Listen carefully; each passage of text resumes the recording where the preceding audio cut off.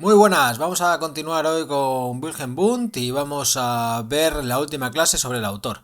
En la próxima clase introduciremos a William James, uno de los titanes de la psicología, en este caso americana, de Harvard, y bueno, ahondaremos un poquito en su pensamiento.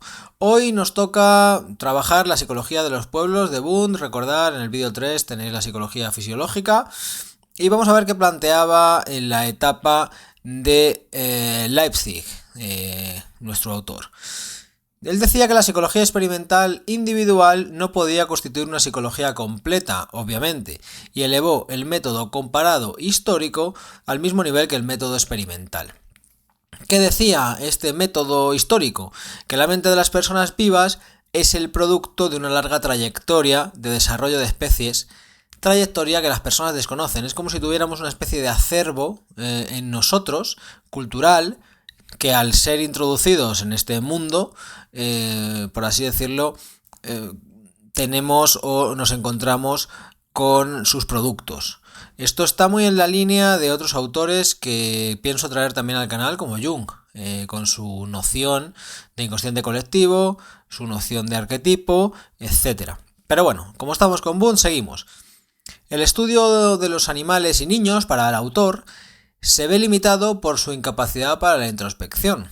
Y aparte, si analizamos solamente la psicología experimental, como si os acordáis cuántos contenidos puede contener la mente, etc., esos son cuestiones absolutamente superficiales.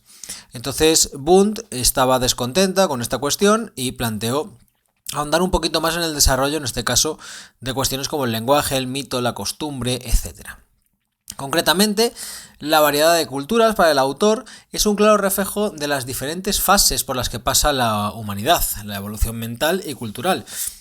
Hay una cultura más primitiva, otras culturas más desarrolladas, luego otras culturas como la actual, hipercientífica, que tendríamos que plantearnos si es realmente un avance, ¿no? Un progreso, o es un fin al que todas las culturas deberían tender, porque claro, lo que plantea aquí Wundt es que al haber unos reflejos de escalones culturales, pues hay como una especie de desarrollo, ¿no?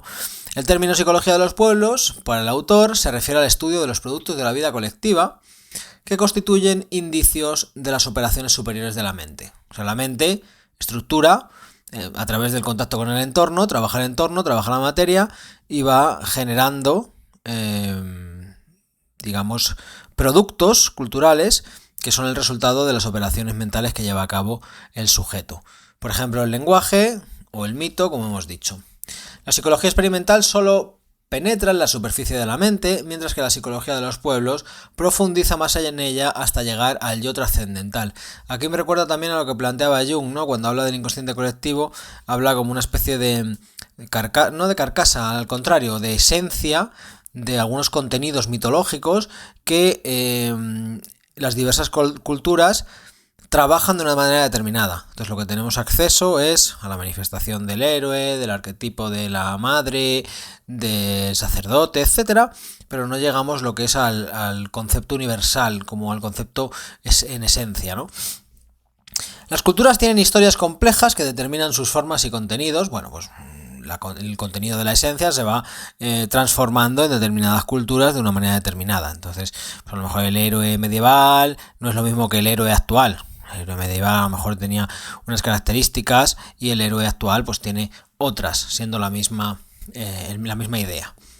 Los comentarios de Wundt sobre los mitos y las costumbres eran típicos de su época. Bueno, vale, pues en el siglo XIX, pues principios del XX, pues tenemos estos trabajos. Wundt concebía la historia como una sucesión de fases, como hemos dicho, desde tribus primitivas, época de héroes, formación de los estados. Me recuerda a Comte, a lo que planteaba con los estadios también del desarrollo científico. Y plantea Wundt que viajar en el tiempo geográfico, en el espacio geográfico, equivale a viajar en el tiempo. Porque tú puedes ir, por ejemplo, a una tribu, a lo mejor que esté perdida en algún lugar geográfico, y bueno, pues ver el desarrollo cultural diferente al que tenemos nosotros. A mediados del siglo XIX, Wundt era el más destacado portavoz de la idea del estudio de culturas revelaba la evolución de la mente humana. Además, creía que el estudio del lenguaje, si se lleva a cabo de una forma apropiada, es la mejor manera de conocer la historia de la mente humana. Boone divide el lenguaje en dos aspectos: los fenómenos externos, que son las expresiones producidas o percibidas realmente, pues lo que tú me estás escuchando ahora mismo es una manifestación externa del lenguaje, y luego los fenómenos internos, que son los procesos cognitivos que estructuran, por así decirlo, esa manifestación exterior. O sea, tú me escuchas hablar, pero no estás viendo lo que yo estoy pensando, o sea, no estamos viendo las ideas simples que tienen que articularse en función de unas reglas gramaticales, sintácticas y demás para que yo te pueda explicar lo que te estoy hablando ahora. Entonces, Boone tiene la parte del sonido externo, lo que es el habla, y la parte del proceso cognitivo. La producción de una oración para Boone comienza con una idea unificada que el hablante desea expresar. Por ejemplo, aquí pone el ejemplo de un gato negro. Entonces, pone el ejemplo de que tú te imaginas un gato de color negro y construyes la oración "el gato es negro". A su vez, el oyente, cuando recibe ese mensaje, lo decodifica, lo traduce, y traducir es extraer esa idea de las palabras manifiestas que has recibido. O sea, tú escuchas "el gato es negro" y en tu mente pues se produce como un proceso de descomposición de la idea, a través de la cual tú extraes el significante gato y el adjetivo negro. Bien, Boone defendía la idea de la comprensión, señalando que habitualmente recordamos lo esencial de lo que escuchamos, pero no recordamos las palabras exactas que nos han dicho. Entonces tú de repente atiendes esta clase y te quedas con unas ideas, pero no puedes reproducir exactamente las mismas palabras con las que yo estoy hablándote. Entonces eso, como no recordamos la parte superficial, esta parte tiende a desaparecer cuando nuestra mente genera una construcción global de la idea. O sea, nos quedamos con la idea general más que con los detalles particulares. Boone tiene un estudio más amplio sobre el tema del lenguaje y analiza los sonidos del lenguaje primitivo, el lenguaje no verbal, todas estas cuestiones, pero aquí no nos vamos a adentrar mucho más. Psicología de los pueblos fue la segunda parte de Boone, la etapa de Leipzig, y fue una etapa que cayó prácticamente en el olvido. Recordad que lo que nos está quedando de la psicología, o lo que más peso está teniendo ahora, es la parte más fisiológica, ¿no?